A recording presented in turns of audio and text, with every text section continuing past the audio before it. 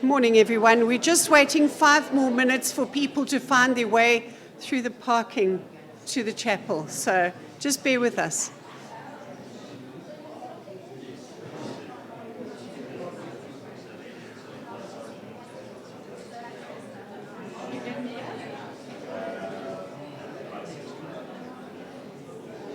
I'm told you didn't hear that. We're waiting 5 more minutes for people to find their way through the parking to this chapel. No GPS working here.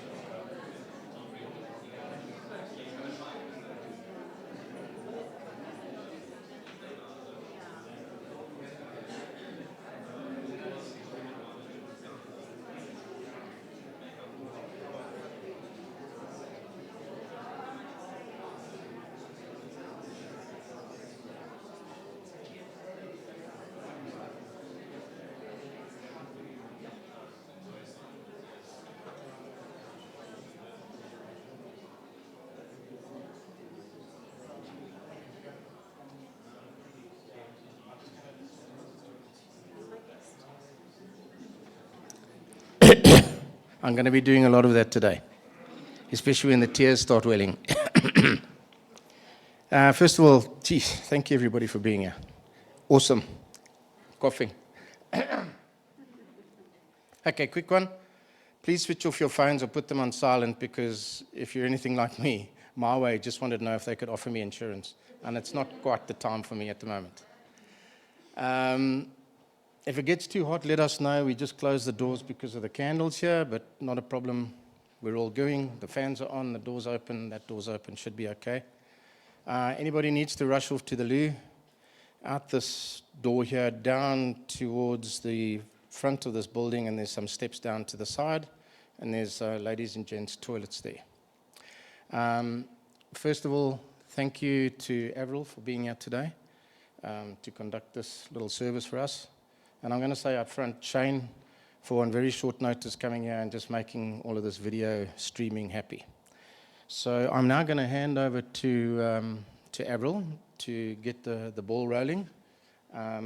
There'll be an order of service, there'll be a hymn, but if your singing's anything like mine, don't worry, Cat Stevens makes an excellent rendition. And then we'll have some tributes, and I've got, obviously, Dylan, Danielle, and I have got something. I've just received something from my sister in the States, and don't look at me like that.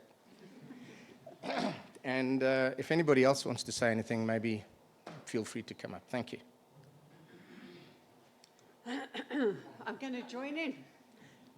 Well, I'd like to welcome you all here today. I'm your minister for the day. My name is Avril Culverwell. And Ian's asked me to let you just know about the order of service, so let's just do that. I became an April in your pew leaflets, but that's also good. It's just another name for another month. We're going to listen to our first hymn, if that's okay with you, Sean. And the words are on the back, and this was specially chosen as a connection to Charlotte about mourning is broken. The words are quite pertinent.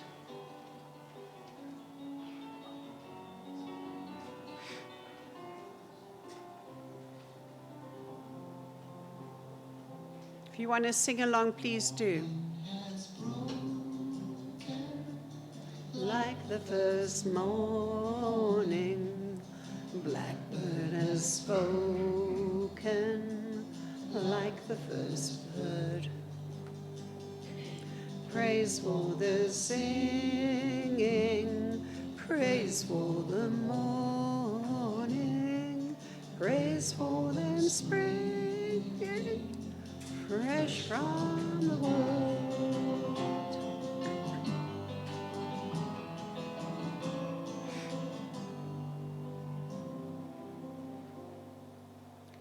Sweet the rain's new fall, sunlight from heaven, like the first dew falls on the first grass.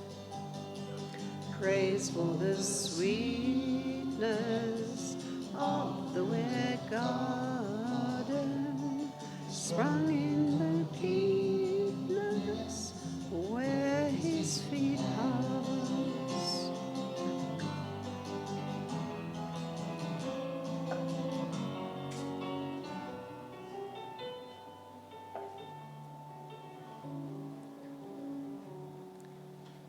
Mine is the sunlight, mine is the morning, born of the one light Eden saw play.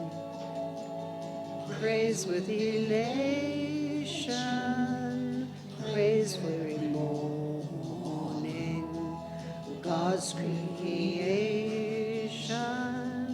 of the new day.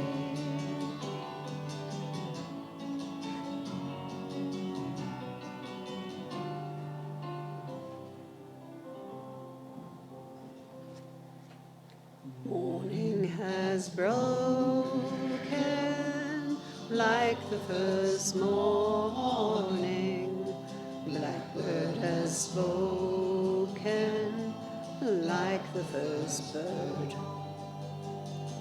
Praise for the singing, praise for the morning, praise for the springing, fresh from the world.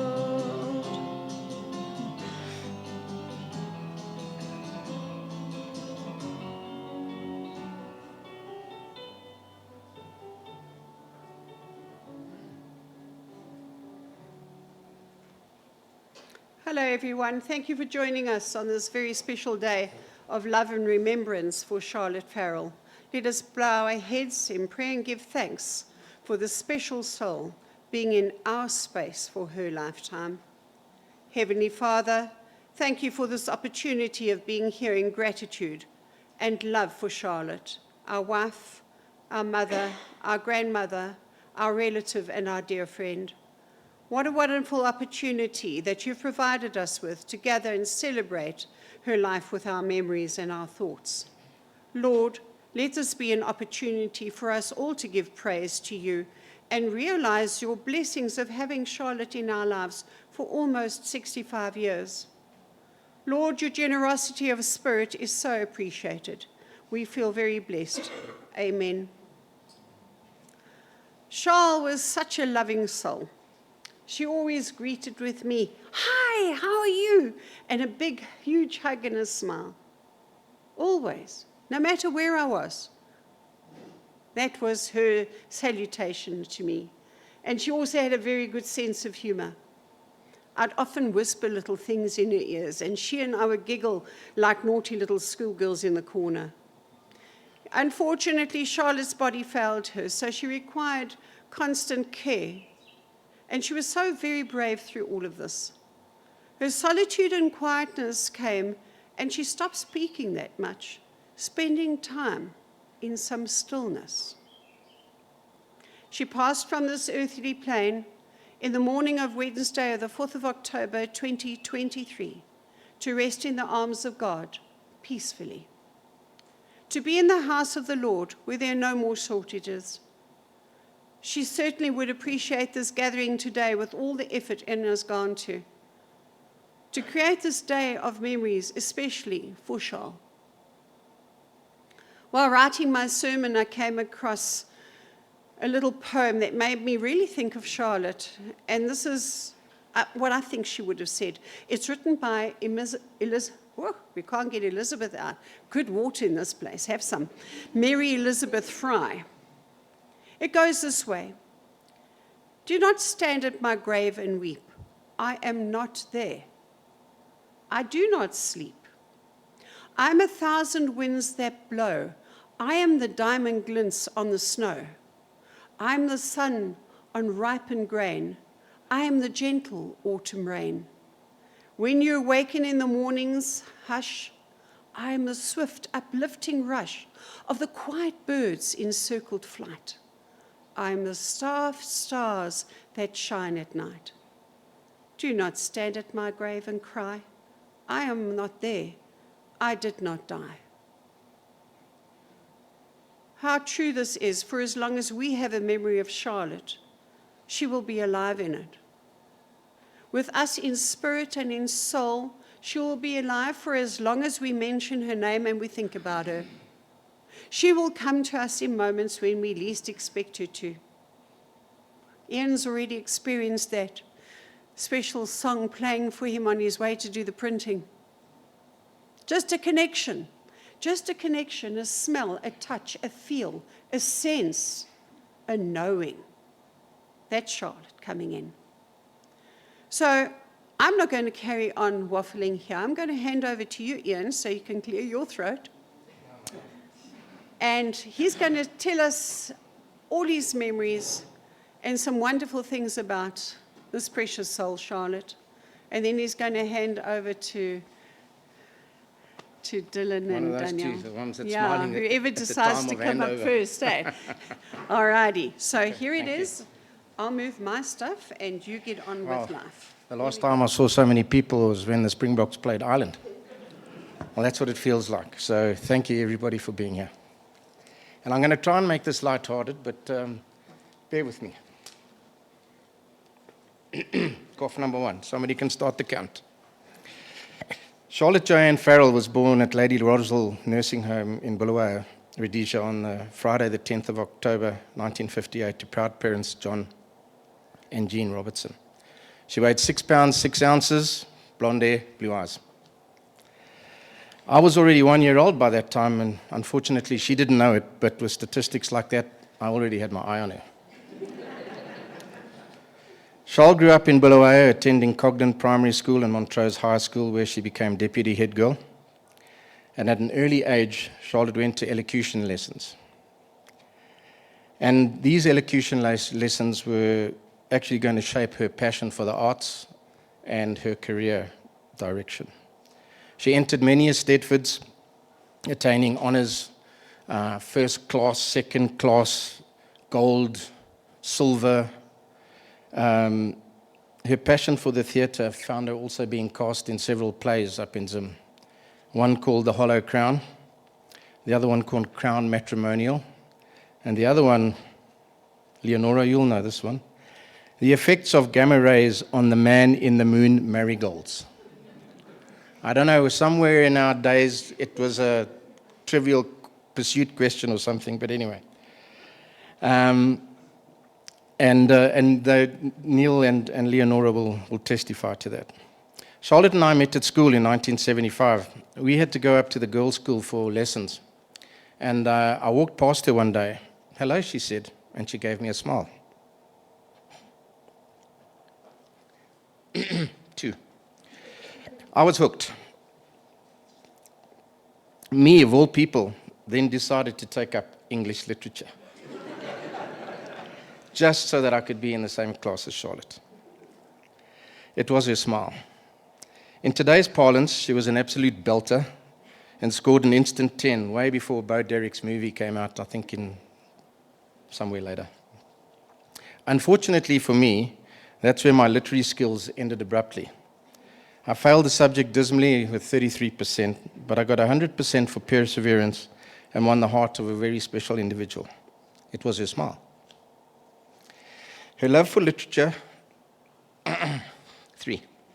Speech and drama, however, shaped her career and path, and Charlotte attained a degree at the age of 18 from some place in London, which allowed her to practice as a speech therapist at the King George VI Rehabilitation Centre in Bulawayo, where she nurtured many adults and children with speech impediments and injuries.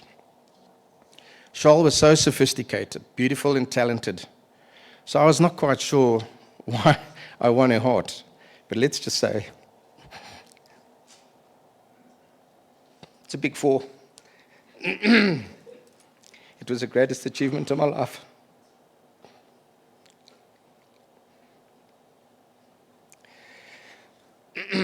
We started dating on the 8th of July 1975. I was in love. It was her smile. Unfortunately, the Bush War in Rhodes and 2 years of college were a bit tumultuous for our relationship. I remember on one R&R break, I landed up having beers with the old man, and I missed the lunch date. She nearly rode me over in her car. It was a little Renault 10. Unfortunately, Charlotte's driving and aim was worse than my having so many beers. But we carried on and we made it through.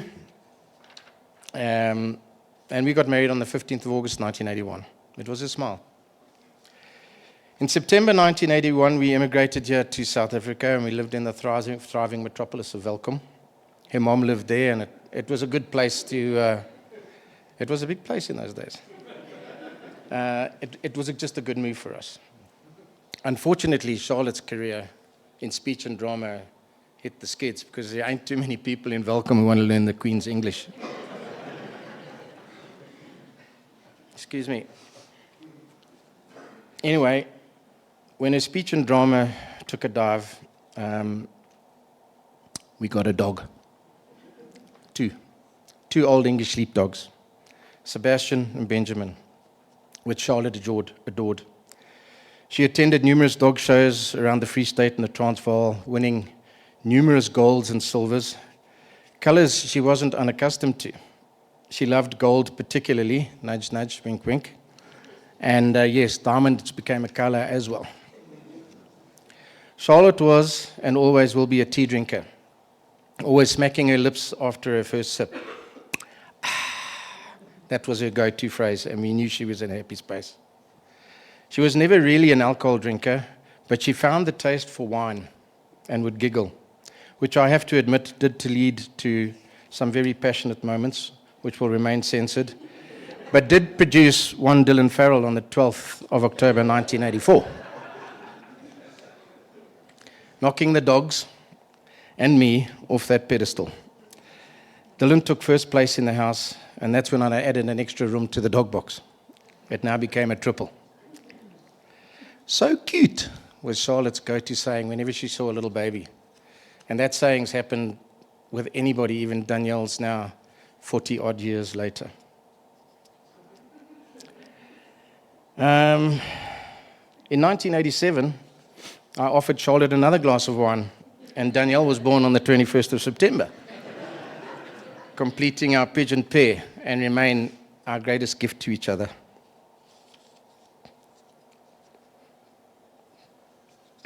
I've lost count, 5. Unfortunately, somebody needs to count for me, that's going to help.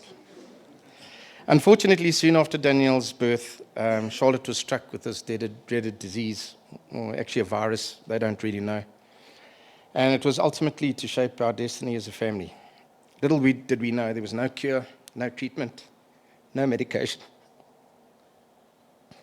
That must be 7 by now. How cruel a condition for such a wonderful and caring wife and mother.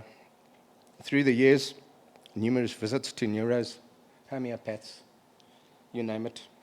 There was nothing they could do. Charlotte, however, never gave up. She still attended to her role as a mom and nurturing our greatest gifts, making sure that the English language was up to her standards, which was, as you can imagine, pretty high. Practice with an S is a verb, and practice with a C is a noun. And God forbid if you get them wrong. People get hanged, pictures get hung. And the greatest phrase of all, when the kids gave her a bit of shit, just wait until your father gets home. She had unbelievable biceps, and once in her grip, there was no wriggling away from her. During those early days, Dylan was Charlotte's greatest confidant, and wingman, helping her with many things such that a kid of his age would not normally be called upon to exercise with an S, because it's a verb. They were inseparable. It was her smile.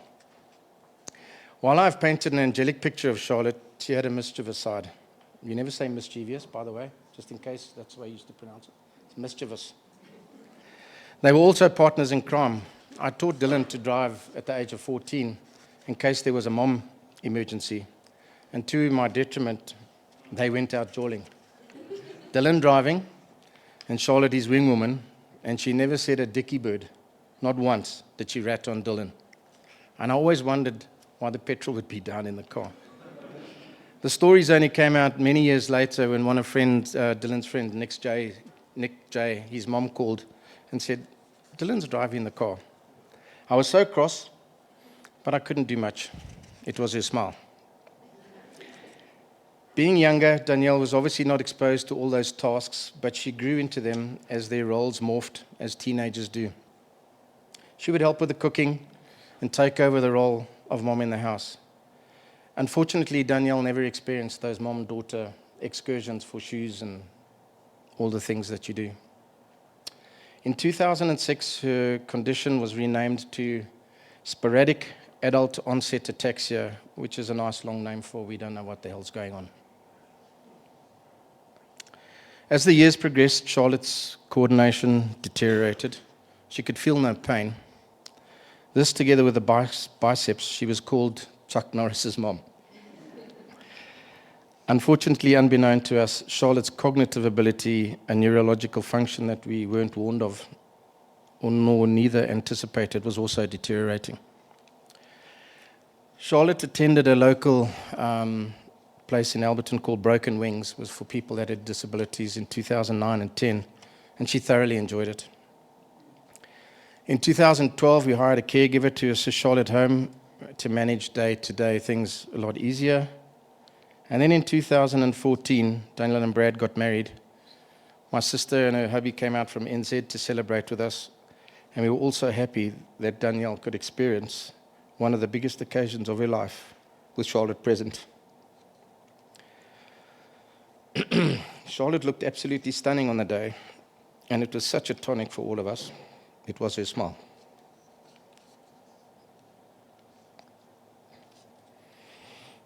Deep breaths. Dawn says, if I look at you and I think you're all in the nude, it would help. It's not helping. Her condition slowly but steadily deteriorated, and in 2015 she was tested, and they found out her cognitive ability was that of a 3-year-old. A reality check we never anticipated.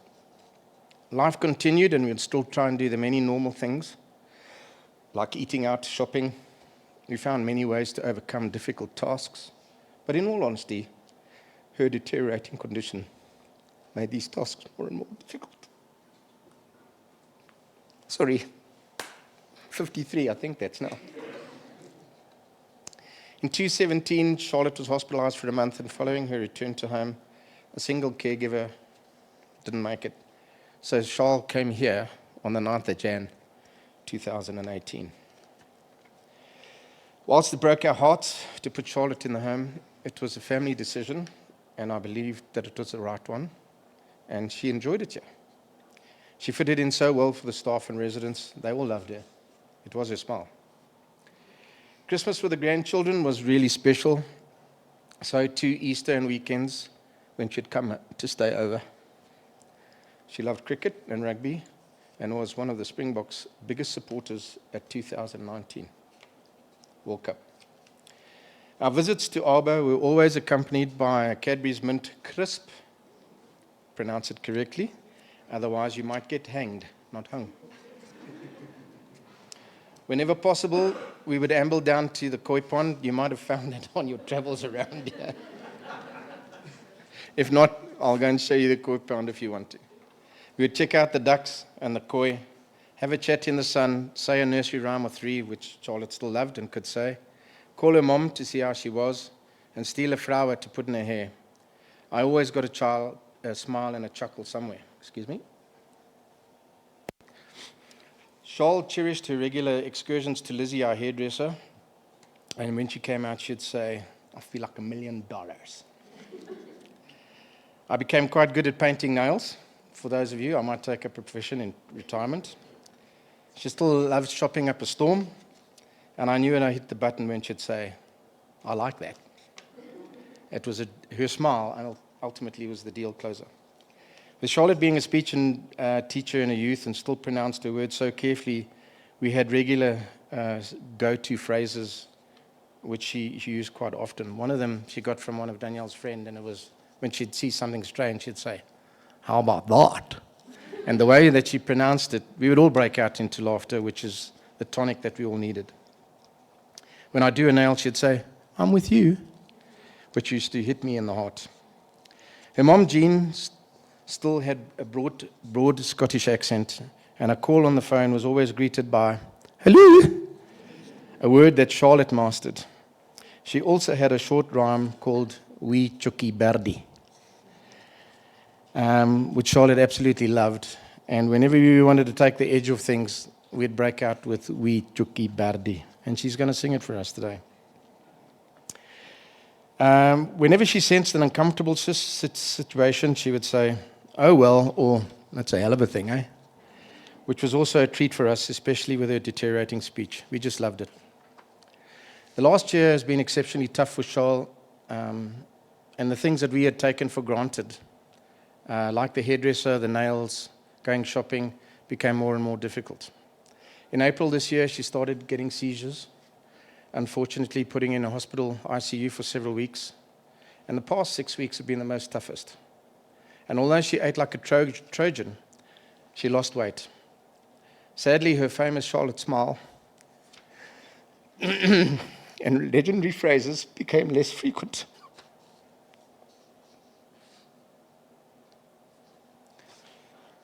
You were meant to be counting. I was fortunate to spend some time with Charlotte on Tuesday, the 3rd of October, and comforted her for what was to be the last time.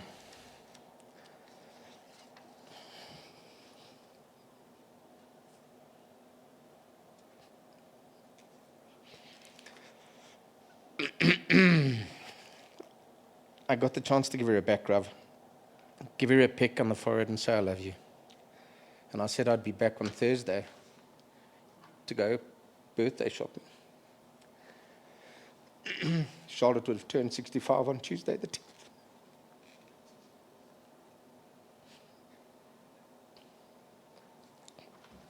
I honestly did think that Chuck Norris's mom would outlive us. But I think she was just tired. Right till the end, excuse me, we could never really tell if Charlotte was in pain or suffering. I guess that's what we felt. But right now, she's somewhere up there. She's not suffering.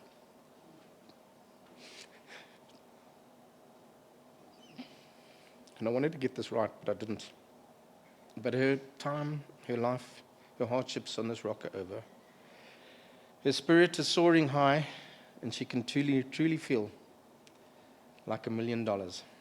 How about that? I've got a few thank yous, but I'll say them just now. And I'm sorry for blubbing. Did anybody get a final count? That's not bad. Not bad. Okay, who's next? Dylan? You're next in line.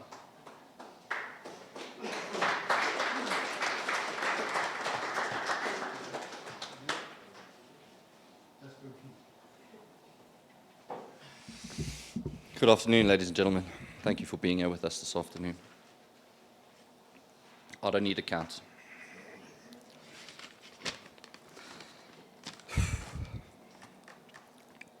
As Dad mentioned earlier, Mom had a great love for English literature, speech and drama, poetry and prose. My memories of Mom that are the closest to my heart are the small, gentle ones that I've carried over from my days of childhood. They are not profound, but they have stayed with me throughout my life. As far back as I can remember, Mom had always pushed me to be more than I thought myself capable. Nothing was ever impossible for her, a trait that now stands at the cornerstone of my personality. She always said, can't is just the word can, with an apostrophe T at the end. And although in those early days I had no idea what an apostrophe was, and to this day I still battle to spell it, but it didn't take for Mom to teach me. You may have tangible wealth untold, caskets of jewels and coffers of gold. Richer than I you will never be, for I had a mother who read to me. The first book Mom ever gave me was The Queen's English for Boys. I think I was about 5 or 6 at the time. Before I could even properly read myself, she had taught me the importance of grammatical correctness, pronunciation, that you should never end a sentence with a preposition, that pictures are hung and people are hanged, although that just sounded weird, how to know when the letter H follows the W in words like when, where, why, what, and finally, whether to use me or I at the end of a sentence. This is something my dear friend Gareth, where are you? There you are. Something Gareth and I have butted heads on more than one occasion. But don't worry, Mom, we've sorted his grammar out. Going to the library with Mom after school during the holidays, going to Mom with the library after school or during the holidays is something that I still look back on with great fondness. It was there that I discovered how great and big and beautiful the world truly is, where my curiosity to know more was founded, to seek past the boundaries of my limited perception, and to question without judgment. No matter the subject, Mom would always make the time to read to me or with me, to share her thoughts and insights on whatever topic I had latched onto at the moment, but most importantly, to share her love for reading with me. I know for certain now that we never really lose the people that we love, not even to death. They continue to participate in every act, thought, and decision we make. Their love leaves an indelible imprint on our memories. We find comfort in knowing that our lives have been enriched by having shared their love. Despite Mom's deterioration over the years to her condition, she was still as sharp as a razor for many of them. I have fond memories of watching the Wimbledon with her. Roger Federer was her favorite, but she absolutely despised Nadal. Catching the big game on the weekend, the Super Rugby, she knew her rugby like nobody's business. Regardless of what the pundits were saying, her predictions were always spot on. And this is something my closest and dearest of friends, Matthew, and I have always looked back on with great fondness. We could have made an absolute killing if only we'd put money down on some of Mom's predictions at the bookies. Gone to the tote. To this day, there's always been debate about who I was named after. If you asked Mom, I was named after Dylan Thomas, the poet. If you asked Dad, it was Bob Dylan. Although I think he would just say that to stir the pot with the old girl sometimes. I share my mother's love for the English language as much as I share my father's love for music. Mom, you are a never-ending song in my heart of comfort, happiness, and being. I may sometimes forget the words, but I will never forget your tune. I was fortunate enough to be able to dance with Danielle at Brad and her wedding in 2014, a moment I shall cherish forever. All I can do now is love you, your memory, and the world.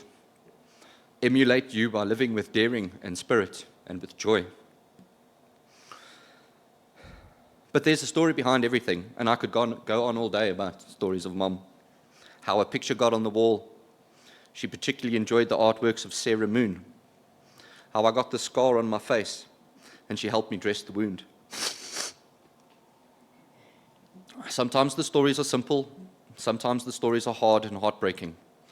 But behind all the stories is always Mom's story, because her story is where mine begins. As I was thinking about what to write and what to say the other day, while looking up at the sky, I wondered, perhaps they are not stars, but rather openings where our loved ones shine down to let us know that they are happy. I hope you are happy wherever you are, Mother dearest. Your absence has gone through me like thread through a needle. Everything I do is stitched with its color. Where you used to be, there is a hole in the world. I find myself constantly walking around in the daytime and falling in at night. I miss you like hell. Excuse me.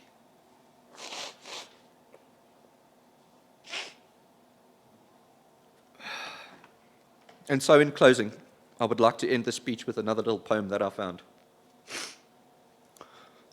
Dear Mom, you left too soon. I hadn't loved you enough. Our relationship was never ideal, and our journey very tough. My love for you hasn't died, so I will not entomb its heart.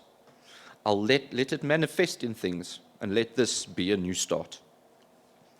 And as you leave today, let me cry and let me say, my mom was my hero, leading me to write, forgiving and loving, a star oh so bright. So I lose you today, my support, my light, my dear Mom, making my life bright. Thank you.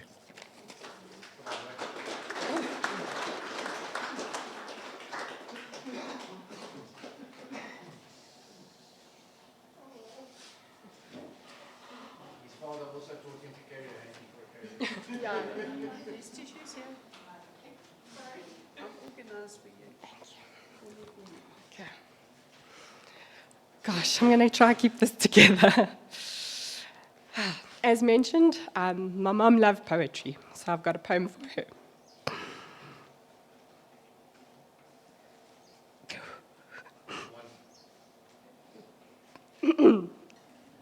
My mother kept a garden of the heart. She planted all the good things that gave my life its start. She turned me to the sunshine and encouraged me to dream, fostering and nurturing the seeds of self-esteem.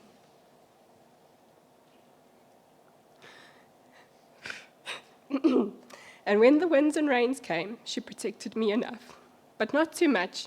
She knew I'd need to stand up strong and tough.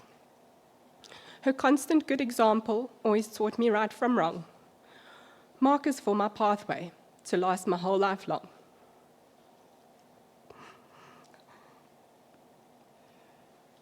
I am my mother's garden. am her legacy. And I hope today she feels the love reflected back from me. To our dearest Ma, Mum, Mama Bear, Mumsy Wumsy, Binkles, Binky Boo, Charles, Chuck Norris, and oh Mum. My mum was so many incredible things. She was beautiful, elegant, sophisticated, gentle, and eloquent.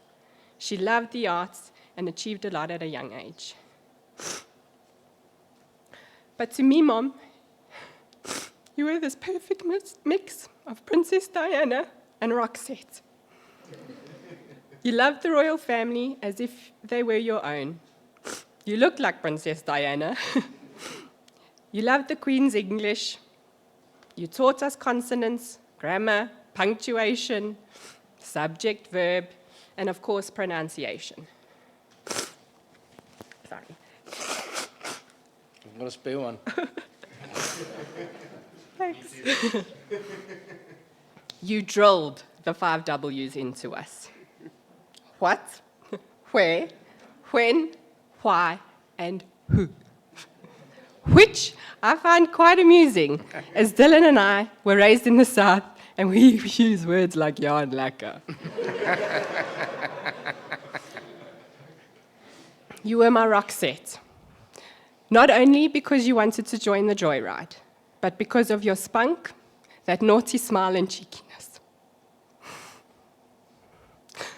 Okay, books.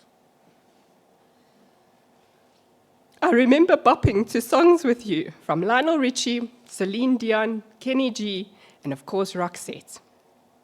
You knew the words to all the songs. You were the strong, amazing woman to me, and I'll never forget those days.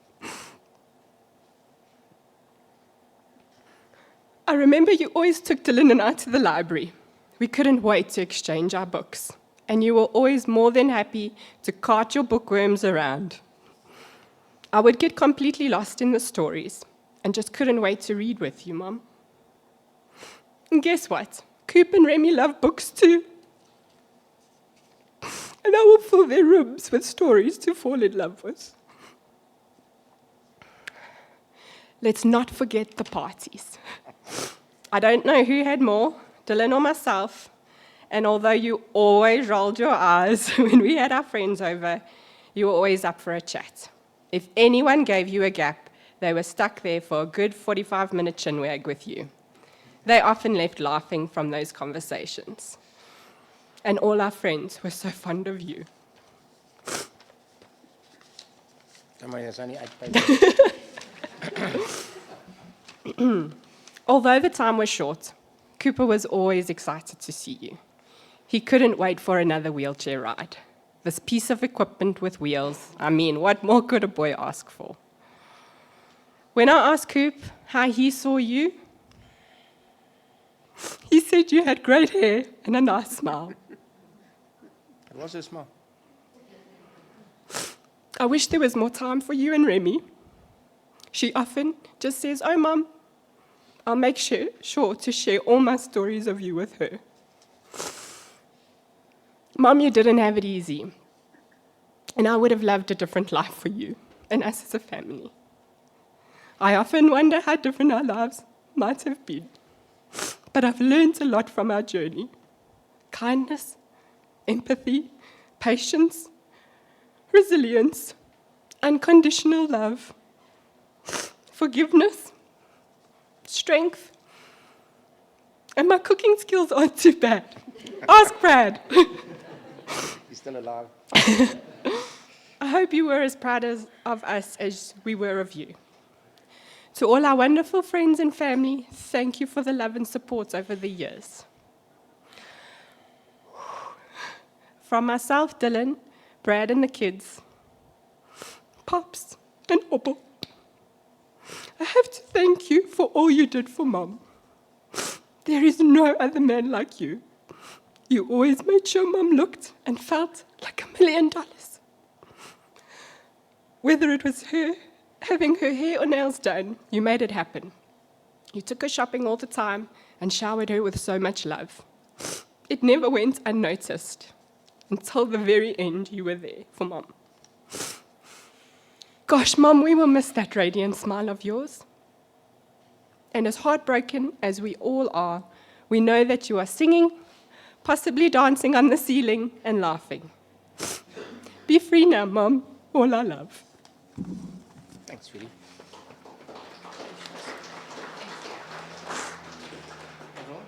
I do have a message from California. Okay, I don't know if you can read it. Must I read it or are you going to read it? Well, I'm going to try, but you might have to help. Okay. This is from my sister Debbie. She lives in California, and they're live streaming at the moment. But this is a little message that she sent, so I'll try and hold it together and cough as many times as I like. Feel no guilt in laughter. Charles would know how much you care. Feel no sorrow in a smile that she is not here to share. You cannot grieve forever. She would not want you to. She'd hope that you'd carry on the way you always do. So talk about the good times and the way you showed you cared. The days you spent together and the happiness you shared. Let memories surround you. A word somebody may say will suddenly recapture a time, an hour a day, that brings Charles back as clearly as though she were still here, and fills you with that feeling that she is always near. For if you keep those moments, you will never be apart, and Charles will live forever, locked safely in your heart. Charles had a gorgeous smile, which we will all miss. We are thinking of the family, wishing we were closer in miles, but they're in spirit. That's from Debs, Daryl, Brad, Taryn, and their respective families. Ev, it's your turn. They're not going to count for me. I will leave it up to you. Alrighty. Thank you.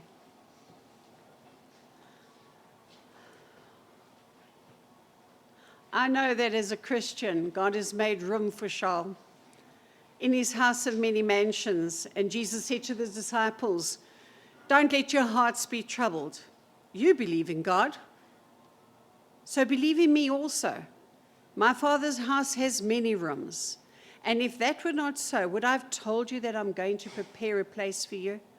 And if I go and prepare a place for you, I will come back and take you to me and make you be there with me. You know the way to the place where I'm going. Let us pray. Divine Father, God of our being, in all whom beings seen and unseen move, live, and have their light, give your spiritual strength, peace, and understanding, and love to those who knew Charlotte. Give them the guidance from your holy presence to remove. Sorry, lost my space. To remove the sadness which they feel through the love of your Spirit within them. Let the healing love of your presence be greater in them than the loss that they feel. Let your wisdom and truth dawn like a new sun in their minds, so that they may have understanding that as they are in your infinite being at this moment, so is Charlotte. And that as we continue to contain any person in our hearts, seen or unseen, so you contain all of us in your heart, eternally and inseparably. In the realization of this truth, we give you thanks, and so it is. Amen. I'm going to do the committal for us. Charlotte's cremation was a private cremation yesterday, at which I was in prayer for her. So I'm going to do the committal for us now so that we also have closure. Into the Lord's most gracious mercy and protection, we've entrusted our sister Charlotte. And now we commit her body to be cremated, ashes to ashes, dust to dust. To him be the glory forever. Amen. Alleluia, alleluia. Charles, may the angels sing in joy as you're led into paradise. May the martyrs come and welcome you and take you to the holy city, to the new eternal Jerusalem. May the choir of angels all welcome you. where Lazarus is poor no longer, may your earthly remains have eternal rest, dear friend. I ask you to remember this family at their time of loss and to support them physically, emotionally, and in spirit. Be blessed, one and all. Go in peace and serve the Lord, because it is so right just to do. And so it is. Amen. We'll now have the video presentation. Sorry, Jason wanted to say a few words. Oh, right. Come on up. Sorry. Jason just flew in from the UK this morning. His mom lives in Durban and she's pretty ill. So we're very lucky to have Jason at this little ceremony. Jason, good luck with your mom. Thank you. Hi there all. First of all, I'd just like to say to Danielle, Dylan and Ian, our sincere condolences, and to all the family and extended friends, sincere condolences. And just looking around at the numbers here, you can see it's a sheer testament to how much Charlotte was respected and loved by all. I'm Jason. My wife is Sandra. Sandra and Charlotte share the same father, so it's my wife's half-sister. Sadly, she couldn't be here today due to commitments. I was out here. We got kids, so she couldn't physically come, unfortunately. But she's asked me to read something. And I'm glad that Charlotte liked poetry, because there was a poem here. So. My beautiful sister and family, I'm truly sorry I can't be with you today, but I hope you know how much you mean to me with this poem or words. It's been a week and a moment since the birds announced you had flown.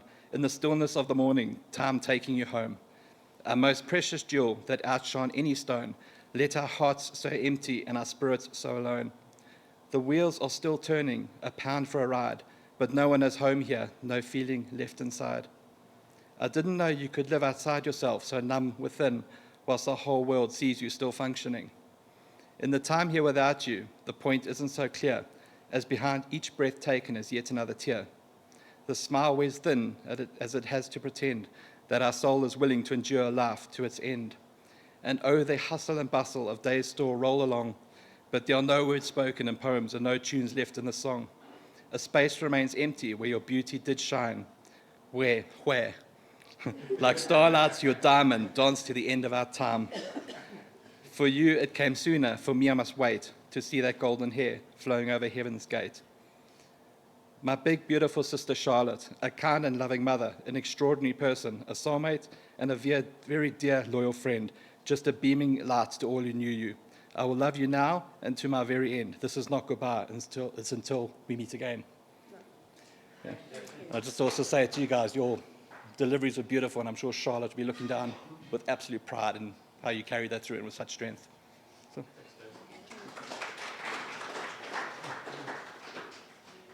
I'm just going to say, Shane, I think we're ready to fire up. I just want to say a few words just before Shane presses the button. So I'd like to thank the following people.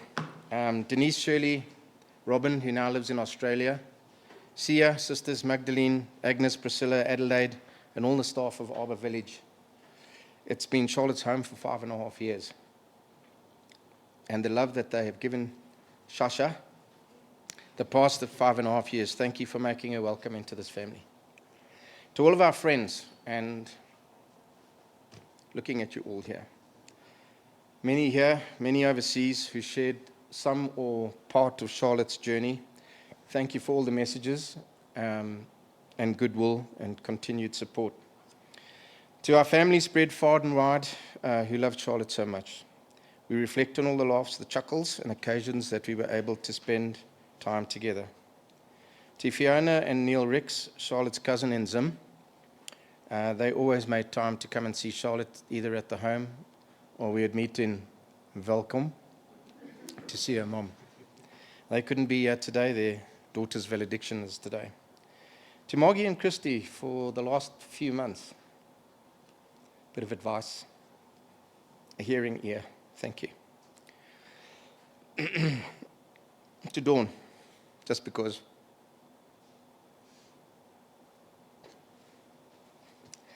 To our greatest gifts. God, I'm a mess.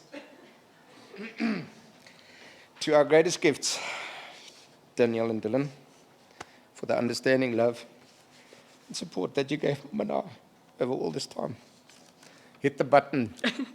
It's getting too much. It's getting too much, buddy.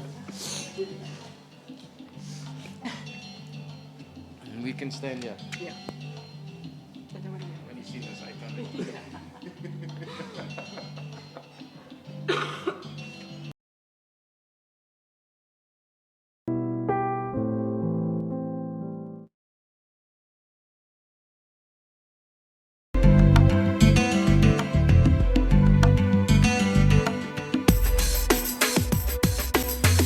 I really love to be alone without all the ache and pain and the April showers. But it ain't long before I long for you, like a ray of hope coming through the blue. When it all gets dark and then the whole thing falls apart, I guess it doesn't really matter about the rain, 'cause we'll get through it anyway. We'll get up and start again, 'cause we could be lifted, lifted, lifted. We could be lifted from the shadow, lifted. Oh, we could be lifted up today, lifted all the way.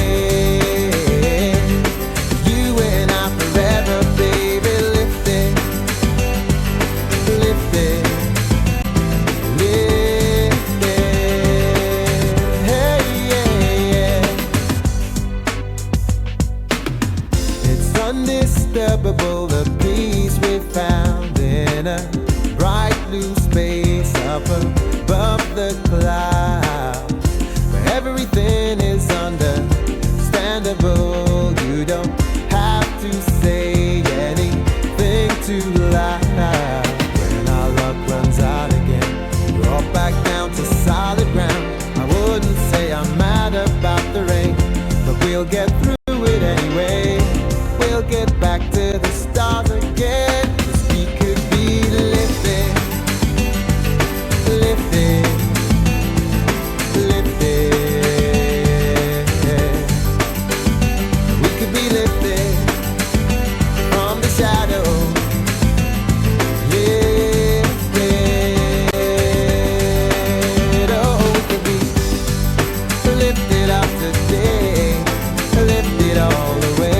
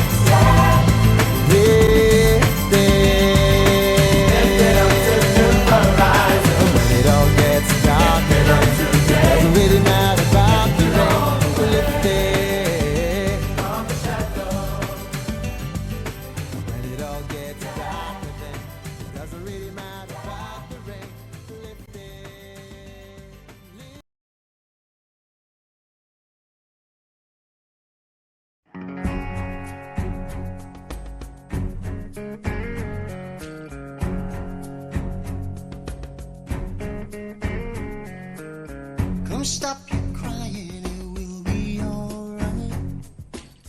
Just take my hand, hold it tight. I will protect you from all around you. I will be here, don't you cry.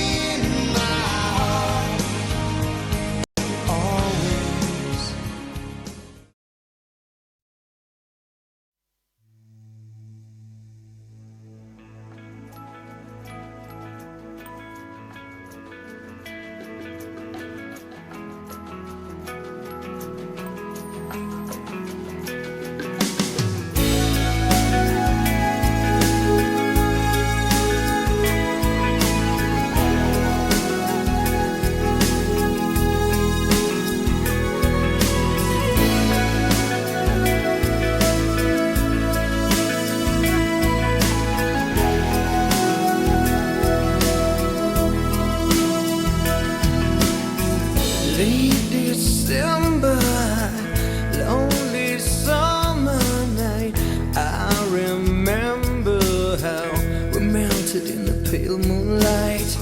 Time went slowly by, whispered lullabies. Watch the turning tide, awake until the morning light. She's on my mind, and time goes by. I'm broken. She said tonight she'll be alright, my angel. Almost winter now, live my dreams somehow. I could touch her, feel her breath intoxicating me. Is she lonely to touch the sky and moon? If she missed me, I have missed her. She's on my mind, and time goes by. I'm broken. She said tonight she'll be alright, my angel. Yeah, hello, she said. Hello.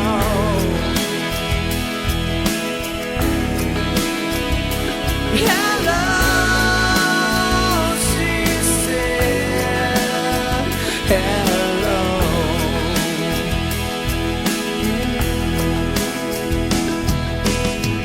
Late December night, waiting here where we had a fast kiss. It's been a year now, I hope you remember. Can't imagine how doing this over again. That strange thing I probably would. When I turned around, I saw her smile, my angel. Then she came to me, I breathed her in, my baby. Yeah, hello, she said. Hello.